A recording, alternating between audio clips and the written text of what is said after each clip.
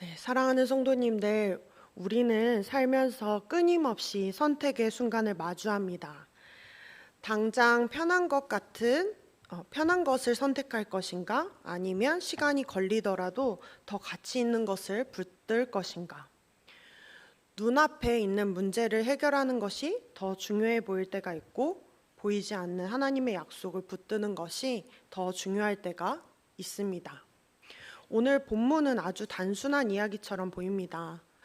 한 사람이 배가 고파서 한 그릇의 죽을 먹기 위해 자신의 장자권을 팔아버립니다. 그런데 이 짧은 장면 속에는 우리의 인생 전체를 비추는 깊은 메시지가 담겨 있습니다. 어떤 메시지인지 함께 말씀을 통해 살펴보겠습니다. 당시 장자권은 단순한 재산 문제가 아니었습니다. 가문의 대표권이었고 하나님의 언약을 이어가는 영적인 특권이었습니다. 상식적으로 보면 장자권은 당연히 에서의 것입니다. 그러나 하나님은 이미 말씀하셨습니다. 23절입니다. 큰 자가 어린 자를 섬기리라. 이것은 인간의 질서를 뒤집는 선언이었습니다. 하나님의 나라는 사람의 순서나 조건으로 결정되지 않습니다. 하나님의 주권으로, 하나님의 은혜로 주어지는 것이죠. 우리가 하나님의 자녀가 된 것도 마찬가지입니다. 우리가 더 나아서가 아닙니다. 우리가 더 준비가 잘 되어 있어서도 아닙니다. 그저 하나님께서 우리를 부르셨기 때문에 우리는 하나님의 자녀가 될 수 있었던 것입니다. 이 사실을 깨닫는 순간 우리는 교만할 수가 없고 오직 감사할 수밖에 없습니다. 사랑하는 성도 여러분, 우리가 주님의 은혜로 주님의 자녀가 된 것을 믿으시길 바랍니다. 그렇다면 이제 내 인생을 내가 붙잡고 살아가는 것이 아니라 하나님께 맡기며 살아가야 되지 않겠습니까? 내 기준, 내 계산, 내 유익이 아니라 하나님의 뜻을 먼저 선택하는 믿음의 결단이 저와 여러분의 삶에 있기를 바랍니다. 야곱은 더 그러면 의로운 사람이었을까요? 본문을 보면 그렇지 않습니다. 형이 배고파서 죽을 것 같은 그 상황에서 그 약점을 이용해서 야곱은 장자권을 요구합니다. 굉장히 계산적이고 이기적인 모습입니다. 근데 그럼에도 불구하고 하나님은 야곱을 선택하십니다. 왜입니까? 저도 모르죠. 하나님의 선택입니다. 사랑하는 성도 여러분, 우리의 신앙도 그렇습니다. 우리가 잘해서 이 자리에 있는 것이 아닙니다. 우리의 믿음이 좋아서 여기 있는 것도 아닙니다. 하나님께서 우리를 부르셨기 때문에, 그리고 하나님은 그 부르신 사람을 끝까지 책임지시는 분이십니다. 우리는 부족하고 흔들리고 때로는 넘어지지만 하나님은 그런 우리를 끝까지 포기하지 않으십니다. 사랑하는 성도님들, 하나님이 우리를 부르셨고 책임지실 것을 정말 믿으십니까? 그렇다면 내 능력, 내 상황, 내 조건과 같은 것에 마음 두며 살아가는 것이 아니라 하나님을 믿고 한 걸음 내딛는 인생 되시기를 바랍니다. 이해되지 않아도 순종하고, 두려워도 물러서지 않고, 상황이 어려워도 포기하지 않는 믿음의 선택이 우리 삶에 있기를 바랍니다. 에서는 들에서 돌아와 매우 배가 고픈 상황이었습니다. 그는 그래서 이렇게 말합니다. 32절 함께 읽겠습니다. 에서가 이르되 내가 죽게 되었으니 이 장자의 명분이 내게 무엇이 유익하리요. 그에게 중요한 것은 지금 당장의 배고픔이었습니다. 미래의 가치보다 현재의 욕구가 더 크게 보였던 것입니다. 사랑하는 성도님들, 이 모습은 그저 남의 이야기, 성경의 이야기가 아닙니다. 우리 삶에서 너무나도 쉽게 일어나는 우리의 이야기입니다. 다들 아시다시피 저는 지난 3년간의 수련 목회 과정을 지나 지난 금요일 목사 안수를 막 받았습니다.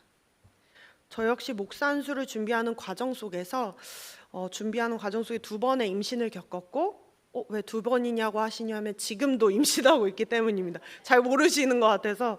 네, 다음 주에 출산하거든요. 네. 근데 그 과정 가운데 아이가 또 많이 아파서 대학병원에 입원을 했던 시기도 있었습니다. 아이가 대학병원에 입원을 했는데 제가 교회 사역을 한다고 갓 돌 지난 아기 곁을 지키지 못하니 마음이 너무나도 아팠습니다. 그때 제 마음에 이런 생각이 들었습니다. 이 길을 계속 가는 것이 맞나? 지금 사역을 내려놓는 게 엄마로서 맞지 않나? 솔직히 말하면 그때 제 눈에는 하나님보다 지금 눈앞의 현실이 더 크게 보였습니다. 어쩌면 저는 에서처럼 순간의 어려움 때문에 하나님이 주신 부르심을 내려놓으려 했던 사람입니다. 그런데 하나님께서 저를 붙드셨습니다. 포기하지 않게 하셨고 결국 여기까지 목사 안수를 받게 하기까지 오게 하셨습니다. 돌이켜보면 저는 그때 제가 하나님을 붙든 줄 알았지만 하나님이 저를 붙들고 계셨던 것이더라고요. 사랑하는 여러분, 그래서 우리는 에서를 쉽게 판단할 수가 없습니다.